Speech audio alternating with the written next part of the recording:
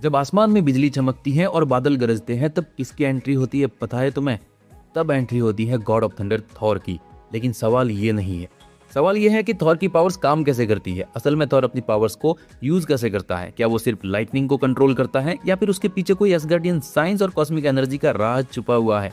चलिए इस वीडियो में इस टॉपिक के ऊपर थोड़ा डिटेल में बात करते हैं, लेकिन उससे पहले अगर आप इस चैनल पर नए हो और अभी तक सब्सक्राइब नहीं किया है तो सब्सक्राइब कर लो यार, क्योंकि ऐसे ही वीडियोस मैं यहाँ पर आपके लिए लाते रहता हूँ। पहले बात करते हैं कि थॉर गॉड है या एलियन। तो थॉर असल में नॉर्स मैथोलॉजी का थंडर गॉड है, लेकिन मार्वल यूनिवर्स के अंदर थॉर को हमेशा से ही एक advance alien civilization Asgardian race का मेंबर दिखाया गया है। थॉर का पहला अपीयरेंस हुआ था जर्नी इनटू मिस्ट्री में। मार्वल के रूल्स के अकॉर्डिंग एसगार्ड कोई मैजिकल जगह नहीं बल्कि एक हाईली एडवांस रियल है जहाँ साइंस इतना ज्यादा एडवांस हो चुका है कि वो ह्यूमंस को मैजिक की तरह लगता है। इसलिए थॉर की पावर सिर्फ मैजिक नहीं बल्कि वो एक कॉम्बिनेशन है super human physiology, cosmic energy manipulation, weather control और डिवाइन वेपन एम्प्लीफिकेशन से।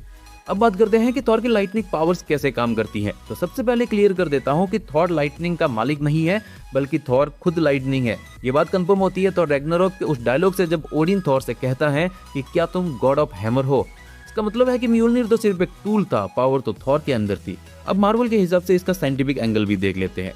तो मार्वल के हिसाब से थॉर की बॉडी में एक यूनिक एनर्जी सोर्स है जो बायो इलेक्ट्रिक एनर्जी जनरेट करता है, एटमॉस्फेयर के आयंस को मैनिपुलेट करता है, स्टॉर्म सिस्टम को ट्रिगर कर सकता है और वो अपनी एनर्जी को स्काई के चार्ज पार्टिकल से कनेक्ट करता है। उसके बाद वो मैसिव लाइटनिंग बोल्ट क्रिएट कर पाता है। तो बेसिकली थॉर एक लिविंग पावर प्लांट है। अब आ जाते हैं म्योल्निर पर। अब आपको लगता है कि म्योल्निर एक हैमर है, लेकिन वो एक एनर्जी रेगुलेटर भी है। अब देखो, म्योल्निर को बनाया गया था डाइंग स्टार के कोर से। म्योल्निर के मेन फंक्शंस की अगर बात करें तो वो थॉर की पावर्स को रेगुलेट करता है, एनर्जी को फोकस करता है, थॉर को उड़ने में हेल्प करता है और वर्दीनेस के इंचांटमेंट को कंट्रोल करता है। म्योल्निर के ऊपर आपको पता ही है, ओडिन ने एक इंचांटमेंट डाला था कि जो कोई भी इस हैमर को होल्ड करेगा अगर वो वर्दी है तो फिर उसको थॉर की पावर्स मिल जाएगी। इसका मतलब है कि हैमर पावर देता नहीं है बल्कि वो पावर्स को ट्रांसफर कर देता है। अब आ जाते हैं थॉर की सुपर स्ट्रेंथ और ड्यूरेबिलिटी के ऊपर। तो थॉर की स्ट्रेंथ नॉर्मल ह्यूमन से 1000 ऑफ टाइम ज्यादा है। वो हल्क से फाइट कर सकता है, इन्फिनिटी स्टोन्स के एनर्जी को सर्वाइव कर सकता है और न्यूट्रॉन स्टार के ब्लास्ट को एंड्योर भी कर सकता है। और न्यूट्रॉन स्टार वाला सीक्वेंस हमने देखा ही था एवेंजर्स इन्फिनिटी वॉर के अंदर, जब थॉर ने निडाविलियर में स्टार फोर्स को रिएक्टिव किया था। ये प्रूव करता है कि थॉर की body extreme cosmic radiation tolerate कर सकती है। उसका मेटाबॉलिज्म और सेल्यूलर स्ट्रक्चर ह्यूमन से कंप्लीटली डिफरेंट है।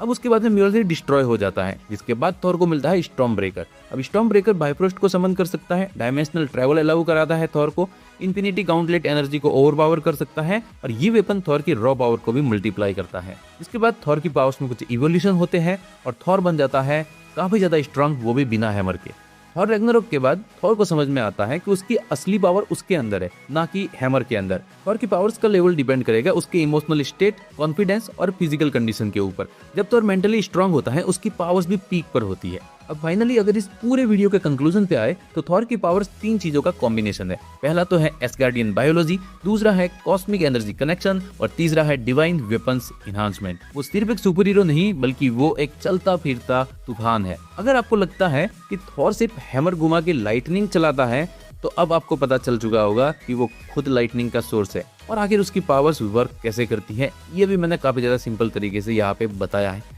अगर आपको वीडियो अच्छी लगी है तो वीडियो को लाइक कर दो, चैनल पर नए हो तो चैनल को सब्सक्राइब कर दो, क्योंकि ऐसे ही वीडियोज आपको यहाँ पे देखने को मिलते रहेंगे। मिलते हैं अगले वीडियो में।